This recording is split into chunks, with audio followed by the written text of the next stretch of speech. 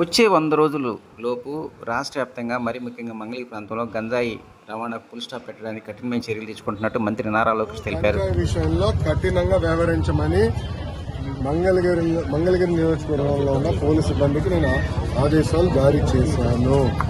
మొదటి 100 రోజుల్లో గంజాయి ఫుల్ స్టాప్ పెట్టాలని చెప్పాను. ప్రత్యేకంగా నేను డీజీ గారిని కలిసి హోంమంత్రి గారిని కూడా కలిసి నిన్న రాత్రి కూడా హోంమంత్రి అనిత గారితో కూడా మాట్లాడటం జరిగింది. పాదయాత్రలో గంజాయి వల్ల కుటుంబాలు ఎలా నాశనమైనాయో చూశాను. మీరు కఠినంగా వ్యవహరించాలని ఆమెను కోరాను.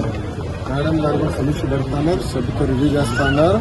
ప్రజలందరూ చూస్తారు కదా, మొదటి 100 రోజులు గంజాయికి ఫుల్ పెట్టే బాధ్యత తెలుగుదేశం జనసేన. ప్రత్యేకంగా నేను డీజీ గారిని కలిసి హోంమంత్రి గారిని కూడా కలిసి నిన్న రాత్రి కూడా హోంమంత్రి అనిత గారితో కూడా మాట్లాడటం జరిగింది. పాదయాత్రలో గంజాయి వల్ల కుటుంబాలు ఎలా నాశనం అయినాయో నేను చూశాను. మీరు కఠినంగా వ్యవహరించాలని ఆమెను కోరాను.